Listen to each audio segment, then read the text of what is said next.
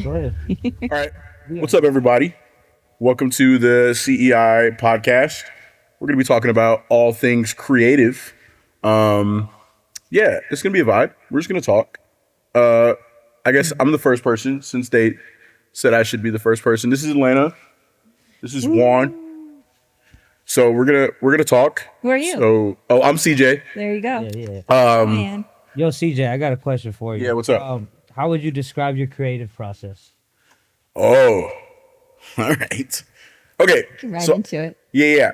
I think so. Like music. Music. All right. Okay. So like it really varies, but usually I'm starting out with like if there's a ditty in my head, like say there's like a little 3-chord little boop, boop, boop, Yeah. then I'm like I immediately take out my phone and I'm like voice memo, and I just record it immediately. Just the ideas there. That's a good one. I really like doing that myself. I think it helps you just kind of obviously remember it, but then you don't lose that vibe, because then you try to write it down and then you're like, oh, I got this. I'll come back and record it, and then it's like, oh, I lost it. Yeah. Oh well. Exactly. Yeah. The lost files, Yeah. I've heard that on the podcast before, where an idea will strike you, and if you don't act on it, it will go to someone else. Right. Someone else will bring that to life, and you'll be like, "That's my idea." Yeah. I call it the cloud. It's like it's happened before, and it's Yeah, sad it looking comes and at taps on you, and then says, "Hey, pick me up or put me down. I'll Yeah. find someone else." at least if this idea happens, it's like, and if you grab it, I feel like I grab it, and then if I don't, it's just like gone forever. Like it's never gonna be this. I had a thing yesterday or a couple days ago where I was like, I wrote a song, like wrote the idea of a song, and then my dog just like crashed, it. Oh, that's so sad. and so I had to like rethink of how I made it. Right, it's the plugins, the Yeah, settings. it just was not the same. Yes, I know that one hurts. That one breaks. That situation breaks my heart. Yeah. I don't know how I would. Yeah, it's hard to come by and get that back. Yeah, it was tough. And I ended up doing it again, and it was just like, I'm not feeling it like I was when I was doing it before. What about you as as an artist, as someone who, like what's your creative process? What are you thinking about a mural to draw or anything like that? Yeah, so fortunately for me, a lot of my work is based on what the client wants. Okay. So their request. A lot of people are very specific. I very seldomly get creative freedom. Right. But when I do get creative freedom, I aspire inspiration from nature. And I kind of go on Pinterest, see what other people are doing. I have my favorite artists I follow on Instagram now, so I'm seeing what works for them. Yeah. I really like 3-dimensional elements and mural designs, and so yeah, I just kind of picking up from my surroundings, and then I tune in. Maybe sometimes when I really need inspiration, I'll put my headphones on and do a meditation, or just like really zone out to some lo-fi music and just sit there and just let my mind wander. And then sometimes it hits me. Sometimes it doesn't always work. Lo-fi correction. Lo-fi. Lo-fi. Okay, I like both of you. I like that. I like that too. I like that. That was cool. I was Like like, the weepy. We're weepy. not weepy. Yeah. Yeah, no, I resonate with that too, because like I, as somebody who like wants to make music a lot, I'm always like, it can't sound like everything else. Yeah, right. And so like when I put my headphones on, I'm like, yeah, but I can't use that Because because you also know that when it does sound like something else, you can't get that out of your head. No, now. and then I'm you're like, like, well, it's whatever. making Let's just it stop making this song. You know. So a question for you that I have is, how do you feel when a client asks you to do create something and you think it's the best, and like they're not agreeing with what you think is the best? How do you go about negotiating that and like having to redraw something? It's not like you can just Yeah. Make something again. Sure. Yeah. I don't actually run into that a lot. I'm very good at like picking up the vibe of the business and So it's a vibe. Yeah, picking up like their vibe and like the customer base and just kind of getting a feel for what they're all about. And I'm very good at, that's probably what makes me successful, very good at tying that all together with the illustration. Very seldomly, maybe they don't want something so artistic, they want it more commercialized. Sure. And so that's something I run into.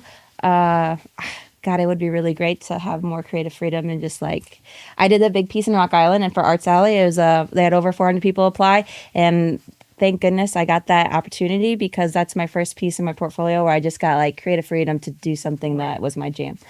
So So like, this could be a question for both of you. Like, so what kind of advice would you give somebody that was creative at one point and then just got in this funk and like just can't, Dude. like, I don't want to draw anymore. I don't want to make music, like no inspiration whatsoever. And I think we have all been that, we all go there because life happens. Yeah, it has to. And so like, what do you guys think is one of your biggest ways getting out of that? Yeah, I would say, like, you can't force a creative process.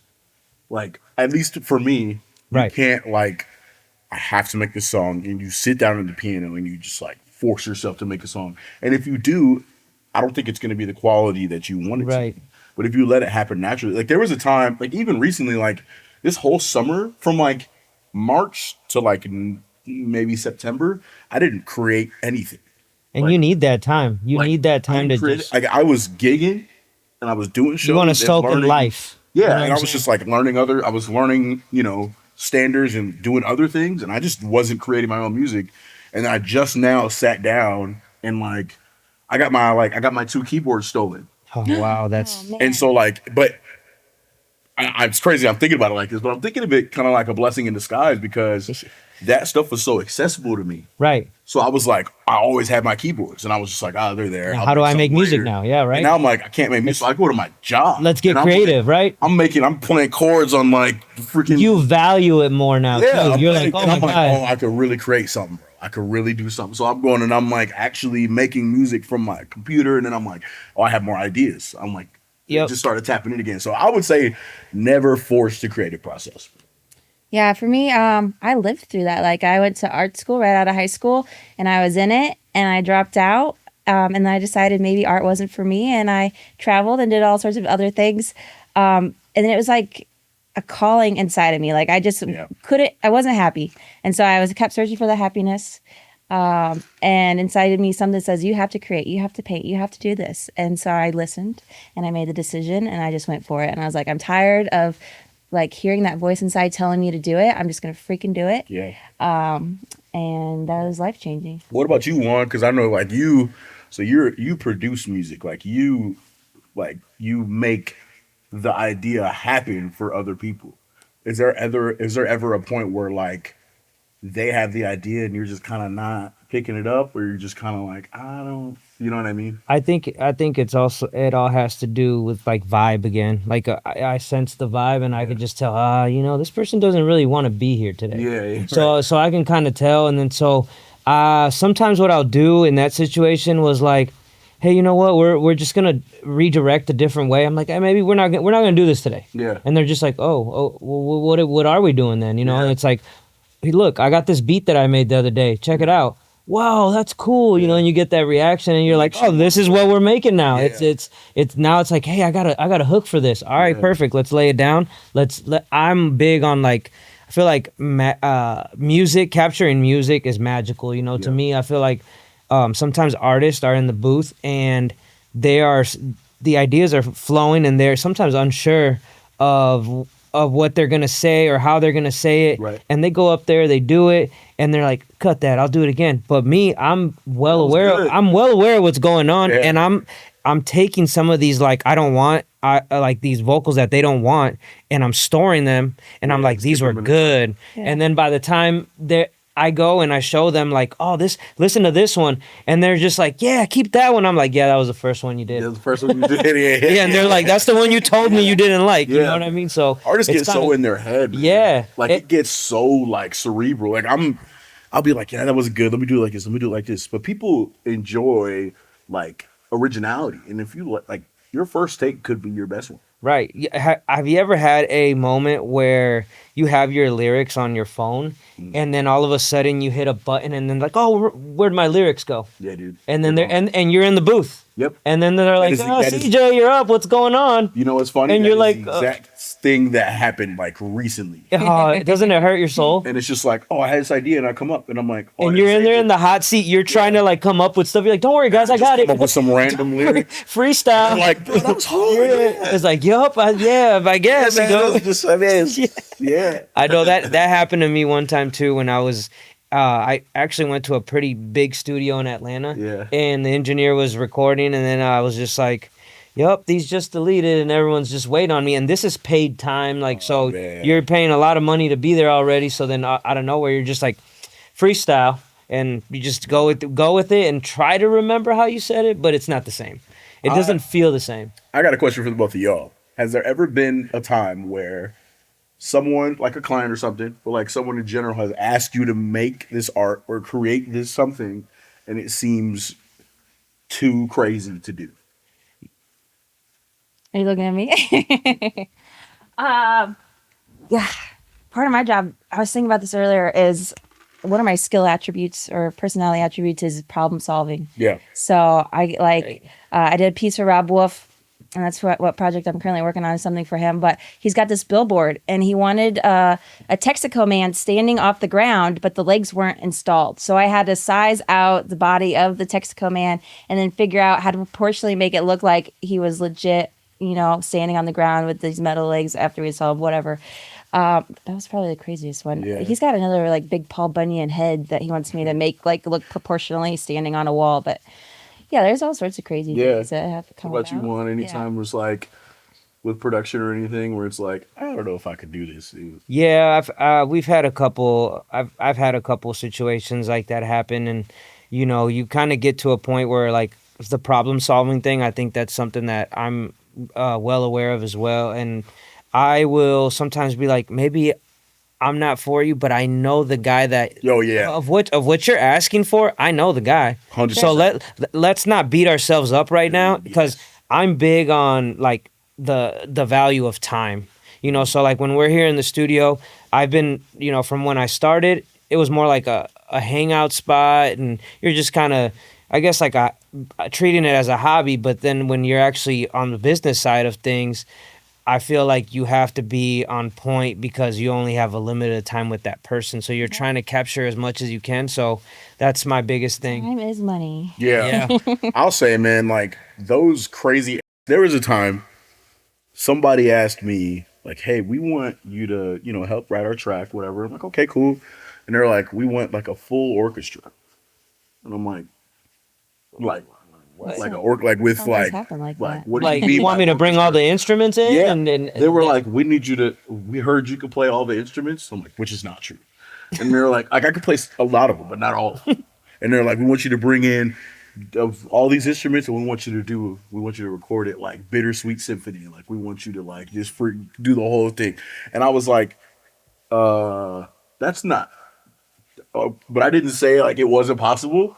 I just took some instruments and doubled them and like octave and changed with them a little bit, and they were like, "This is exactly what we wanted." Right, and I was made like, it work. I just want to let you know that I used 3 instruments.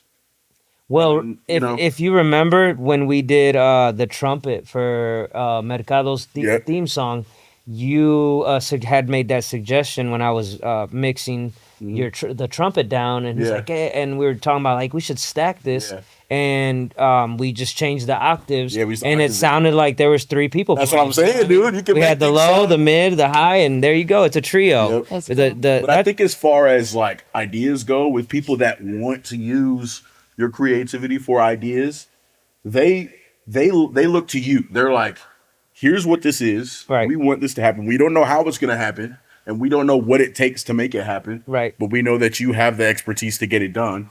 So do it, and we'll see how it goes.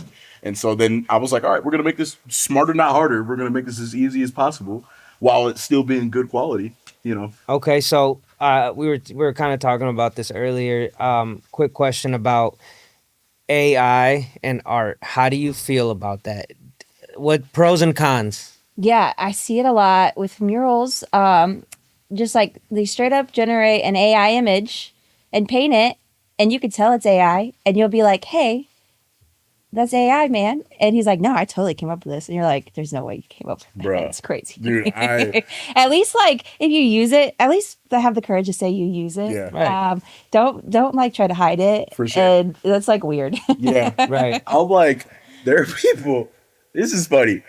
There's like 2 ways, because I see it from your perspective too, where like I'll be driving down the street and then I'll see like a logo for like a business, and I'm like, that is straight off of AI slash Yeah, I've Right. been seeing that everywhere. Now. slash something slash like like a Canva subscription. Right. Where they're, Yeah, using yeah, that like yeah. that generic like.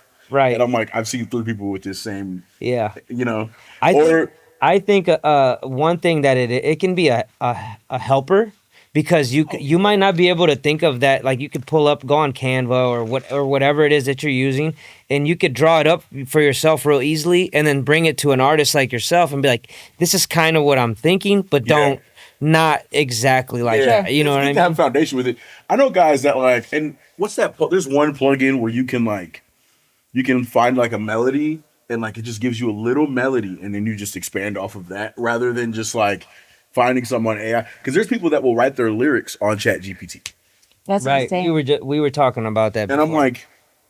like it's obviously like, come on. Yep. And sometimes when you're reading them, you'll be like, this is kind of corny. There was a time I was watching Love Is Blind on Netflix, and there was a song, and I'm like, this song doesn't sound real. I don't know how to explain Yeah, it, it but takes like, the human emotion. you know out what I of mean? things. I was like, this sounds like a robot. No and some, soul, like, no soul. weird- And I looked it up, and I was like, the lyrics don't make sense, and it's from a guy that like, I'm like, what is this? Like, Yeah. and we're supposed to be, me and my girlfriend were supposed to be watching Love Is Blind, and I was just mad looking. I was like, why? And so there are individual artists who work so hard to put music out, and then we're just using AI, bro, on Netflix, and I'm just like, what? Yeah. For what, bro? Yeah. So how do you handle criticism from your work? Oh boy. I want to say I don't get a ton. That's a good thing. Yeah, like I had someone drive by. I'm working on a mural. It's grayscale, so it's black and white, and I covered up a colored mural there. So they're upset, like, hey, that was a really pretty mural before, and there's lots of color. Now you're just doing like this depressing grayscale stuff, man. Right. And I'm like, I see where you're coming from, but there's a bigger picture here. But hey, not everything is for everyone. So Right. I'm gonna make some people really stoked, and some people aren't gonna like it. That's just That's the way just life. it crumbles. Yeah. I like that. So you I can't like please that. everyone. Yeah, I'll say, I did drum corps, which is like a military, like it's very Strict this is how- drumline and style. You have to do this way, and this is gonna make you better. Before then, I couldn't take criticism at all. Like I was horrible at it. Like you're like, no, yeah, right. I'm But like better than now, I search for it, and I'm Right. like, if you have any constructive, especially when you're like making any sort of art, and you want it to be reviewed by somebody that you revere, somebody that you want, and they're like, you just, you have to do this better. Yeah. Like, this is my not, my biggest critic is my boyfriend. yeah. I'll come home and he'd be like, babe, I don't like what you did there. You need to change that up. I'm like, thanks. At first, sometimes it like takes me the wrong way at first. But then I think about it the next day when I'm back on my project, and I'm like, you know what? He's right. Yeah. I'm like, Right. thanks, dear. So you know who my biggest critic is my son. My son, he'll play. I'll play some beats or whatever, and he's like, "What's that?" Or like, I can tell something that it strikes him a certain way. So I'm like, I wonder why he feels like that about it. And then I'll go back and same thing. It's like maybe I'll just take that out, and then I'll play it again and be like, "Yeah, that's better." And I'm Yeah. like, "Okay, cool. My son so knows cool. what's up." That's awesome. So I'll take it there sometimes. Kids So are so innocent, and their minds are so fresh to the world. So it's really cool when they have input. yeah. Ladies and gentlemen, welcome Charlotte Hello. to the Hello. stage. I don't How know you where to doing? look. What were you up to today? Oh man. Yeah, per usual. Okay. Busy School busy stuff? day school. Okay. It's a lot. We were just talking about how do you take criticism with your like artistry? How do I take criticism? I don't know. I feel like I could be very emotional sometimes in the way that I overthink a lot. So if somebody says a certain thing that kind of rubs me the wrong way, I think about it a lot. I would say as far as like when it comes to artistry, I feel like I take criticism pretty well because it's something that I love to do and I want to get better at. Yeah. So Yeah, it helps you grow better. Like, okay, Right. I'm not doing this right. I need to Yeah. enhance this. I need to learn this more. I need to focus more energy into that. Yeah. Right. Yeah. So yeah, I would say I take criticism pretty well when it comes to music. Yeah. I think it's important. Like, I don't think this may be like super based, but I feel like you can't call yourself a professional and or someone who takes it seriously if criticism is something that you can't take.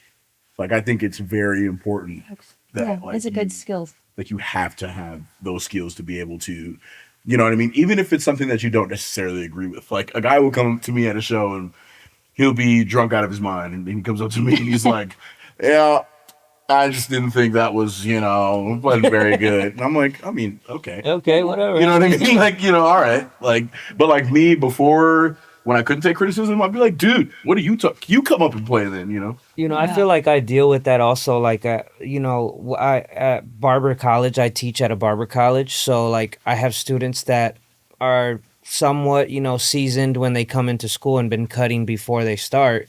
So I can see that happening to them at times where they feel like they're in their bag and they got it. They know how to do the cut. But sometimes they're walking their client to the front. They're starting to check them out. And when they're up at the front, you can see the mistake. So then you have to kind of, you're their teacher, so you can't just let that go, So sometimes it can be hard for them to accept that you're like, hey, let's bring him back down. Let's sit him down. You left all that hair around his ear or whatever, And sometimes people don't.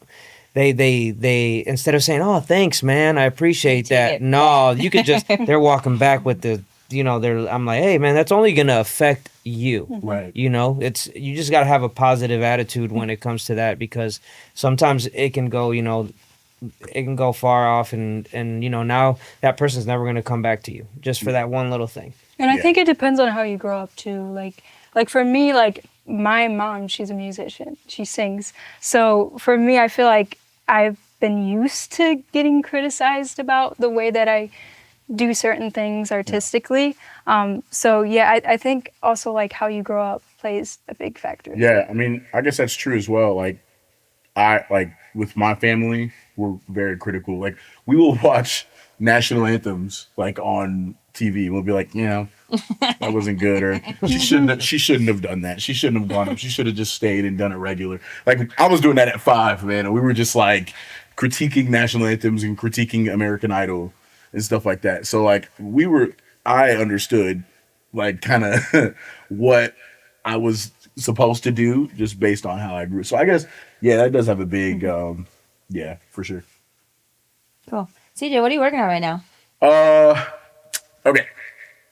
So I'm writing a score right now for a film that my friend is working on. And I'm like full orchestra, I'm writing it. I'm not playing all of it. I'm writing it for another group to play it. Wow. It was a cool thing that happened, a cool grant process to be able to write and have like an actual orchestra play it and like a full symphony. So that's going to be really cool. It's a friend out of Boston, and he was a drum corps friend. So that's one of the things. And then we're working on the album. Like, it's basically finished, but like I'm super protective. I'm like, I don't know what to fine tuning it. Yeah, I don't know if I should drop it right now or I don't know if I should add. But it's happening. We need a party. It's there. It is like all like Justin Timberlake suit and tie kind of vibes. Oh, okay. So like we're taking it. I'm very excited, but it's not. Do you think that with music being so easy to just post online and just like share it, do you feel like it's better still to hold on to it? Yeah, 100%. It's tough right now, man, as an artist. Like, it's tough because there are TikTok influencers, Instagram influencers that are killing the game right now because of their following, and they're like, that's what people pay attention to. I think besides that, I think what it is their consistency. They're consistent, man. Yeah, exactly. Then once they get that, like, you'll see an artist, they'll come on TikTok and they'll just like drop a video every day, and they don't have a lot of followers, and then all of a sudden they're on tour. Yeah. And you're like, oh, who are you? And that's what it takes. Yeah. You know what I mean? It's just being consistent with it. And it's not that I have to enjoy what they have. Right. But like the people that are listening to do, and they love it and they support it. But it's tough for, like, it's not like it was pre us, like 90s, 80s, when you can be a good artist and some guy from label will just come down to the random bar that you're playing at and just be like, we're going to give you a contract. And then you get a contract and then you drop an album. Like, it's so much like you have to have a following before you know what I mean? So this is a question kind of for everybody, and everybody can just, answer as they go. But how do you guys feel about having a physical copy of music versus now a digital copy? Oh. I don't know. I've been buying records. I really like just playing a whole album and experiencing the whole album. Oh, okay. And when I paint, like, I want to listen to that whole album, and I wanted to go through that transition or whatever the artist wanted someone to You kind of flow with Yeah. the music. Okay. The intention is like so important. So I love getting records. So as an artist, do you feel like when you hear music, do you see colors? Like, does it inspire you to, like you say, you hear a certain song? Like, that reminds me of like reds and, because I know when, for mix engineers, we have, like, I feel like sometimes depending on, like, what I'm making, it can feel cool, it can feel warm. Isn't that called like dysplasia? I don't think I've ever got the color thing out of it, but I'm really intrigued by that, and I would like you to send me some stuff. Yeah, so Actually, But I think the music more for me is like getting in that flow state zone with my mind mentally, and with painting. I'm trying to get in that flow state where things just start going, and I'm getting work done, and I'm not thinking too much about other things. I'm just very focused on what I'm doing. yeah. So I'm looking for music to help me with that. Yeah. No, I was talking about that Pharrell movie, and like he grew up and like he was seeing colors as he was making music. And it's like, I think it's dysplasia or something, like I can't remember what it's called. That's cool. I gotta look into that. But it's like he would just listen to music and then like he would see red and he would see green and blue, and I'm like, what? It's dude? like 'Cause I don't have that. it's like drums and like bass. I see that more like a dark blue, like a dark color, like, because it's, I don't know. That is it's so just- cool. And when I think of like, like a higher, like airy frequency, I see like cool blues. You know what I mean? Like that's the difference that I see. That is super cool. It's Like I know a few people like that, and all of them are super talented. Wes has that where he's just like, we'll just see colors, like, this is giving yellow. Like what? Where the yellow comes from? It's giving what? Dude, it's not. Right now it's just giving music. I don't know what you're talking about. So do you see that? I feel like I don't necessarily see colors, but everything that I do like has like an emotional kind of aspect to it. So I see people. Like I see people dealing with emotions. Depending on what kind of song it is, I see scenes, kind of like from a movie. Fire. I haven't thought about it that way. Yeah, like motion pictures. Yeah. I always I do try to like create the story, like set the story kind of deal. I almost see it as kind of like I'm writing a script. Yeah, You so know, like when you're exactly. writing a song, you're like, how would this be a music video? Yeah, literally. Yeah, I'm just like, how? Because that's the end. I kind of think of it. This is probably a problem I have too. Is like I think of the end goal while I'm creating, and I'm like, this needs to be this by the end of it. But like, there's that middle ground. There's that middle part where it's like that's the whole like chunk, like that's your meat. Yeah, I'm like, I don't, and I had issues with that. Now I'm not, because I'm like locked in right now. I'm making tons of music, but like That's cool. even a few months ago, I was like, this is not. All right, Charlotte, what are you working on right now? Right now, I am working on some singles. I just recently released a single called Delusional. That's out now on Spotify. But I'm just really working on experimenting. Like, I'm trying to find my sound. I feel like I haven't really found myself. I'm going to tell you, that hunt lasts a long time sometimes. Yeah. And you just got to keep going. You got to keep creating until it finally is like clicks. Yeah. I'm still hunting for my artistic expression. I'm like, what? Yeah. I really want to be one of those mural artists who has like a cohesive flow throughout all their artwork where it's like, that's Atlanta's. Yeah. I haven't hit that yet. So I'm working towards it. I haven't either. It's goals.